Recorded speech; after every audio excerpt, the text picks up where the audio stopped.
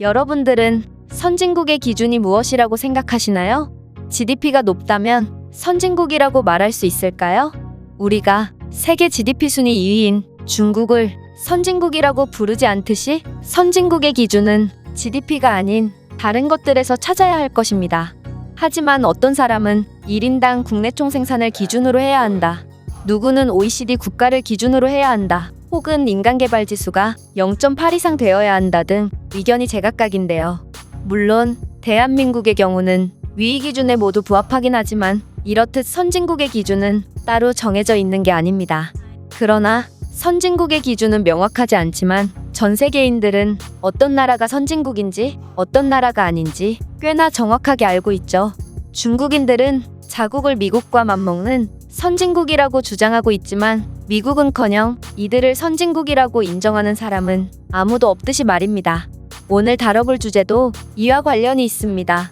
우리나라는 과거 어려웠던 시절을 훌륭하게 극복해내고 전 세계가 인정하는 선진국이 되었습니다.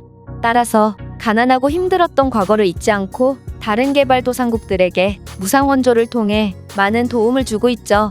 특히나 한국은 아프리카의 학교나 도로 같은 인프라를 지어주는데 아낌없는 지원을 하고 있고 우리나라의 일처리 방식이 매우 빠르고 깔끔해서 지역 주민들이 한국인들만 보면 굉장한 환대를 해주고 있는 것은 공공연한 사실이죠.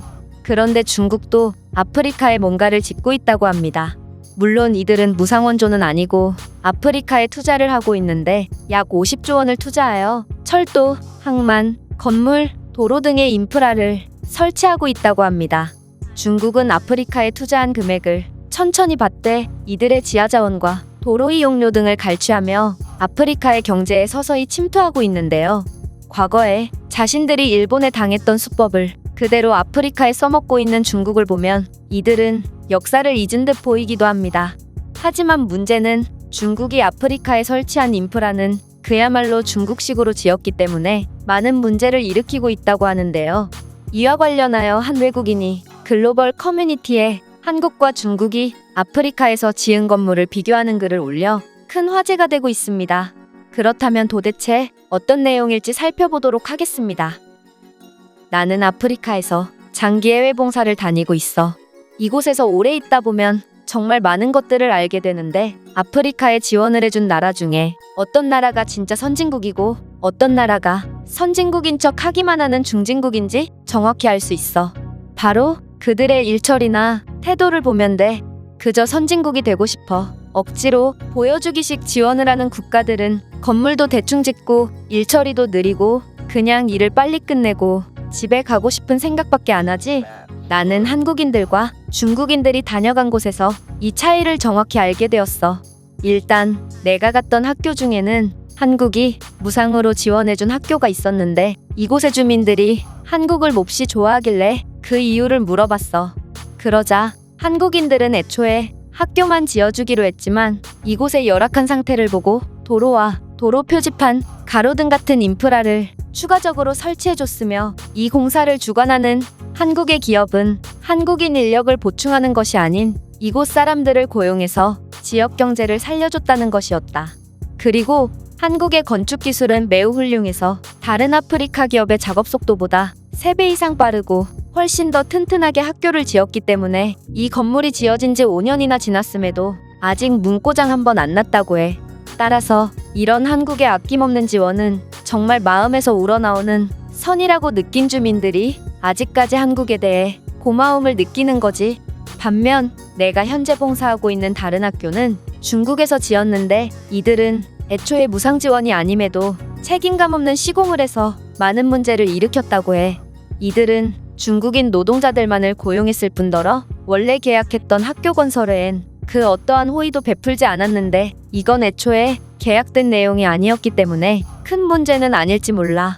하지만 중국인 노동자들은 밤마다 술판을 벌이며 많은 문제를 일으켰고 지역민들과의 마찰도 잦았다고 해. 그리고 이들이 건물을 지은 지는 1년 정도밖에 안 됐는데 벌써부터 벽에 금이 가고 책상 같은 비품들도 전부 중고 물건에 페인트만 덧바른 상태였지. 최근 들어 중국에서 철근 대신 대나무를 넣어 시공한 아파트가 계속해서 붕괴되고 있다는 소식이 들리고 있는데 나는 이들에게 이 사실을 알려줘야 할지 말아야 할지 너무 고민되고 이곳에서 공부할 아이들의 안전이 정말 우려스러워. 어쨌든 이렇게 선진국과 선진국인 척하는 나라는 국민성부터가 다른 것 같아. 한국은 기술도 좋지만 정말로 남을 도우려는 선의가 느껴지고 이러한 진심은 말도 안 통하는 아프리카 사람들에게도 전해졌다. 하지만 중국은 기술력도 없는데 책임감도 없어서 그들이 떠난 지 1년이나 지났는데도 아직까지 원주민들의 중국에 대한 분노가 식을 줄을 모르는 것을 보면 중국은 절대로 한국 같은 선진국이 될 수 없을 거라고 확신해. 이 외국인이 글은 여기까지입니다. 중국의 위상은 저 멀리 있는 아프리카 대륙까지 퍼져나간 것 같은데요.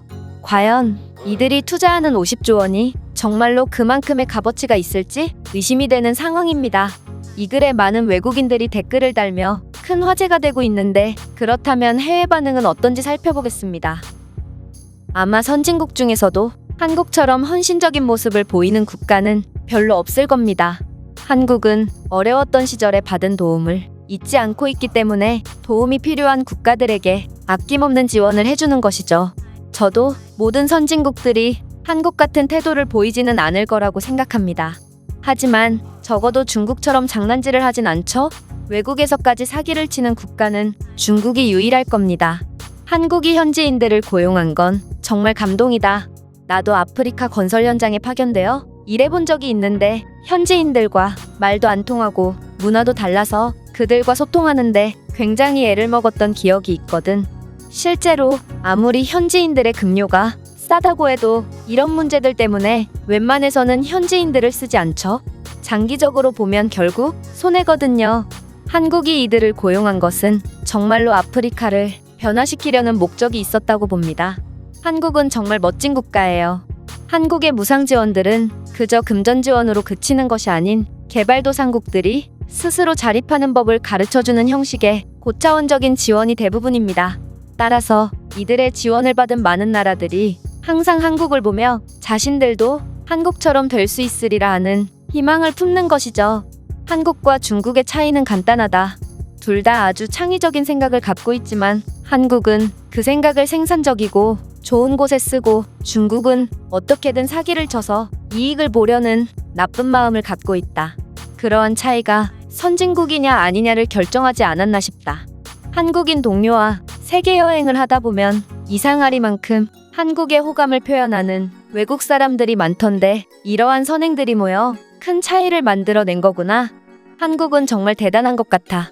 이런 나라가 몇십 년 전까지만 해도 아무도 모르는 가난한 국가였다니 정말 믿기지가 않아.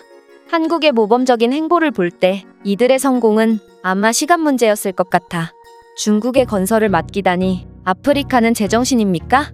중국이 튼튼하게 만들 수 있는 건 우한에서 발생한 질병밖에 없습니다. 제가 준비한 내용은 여기까지입니다.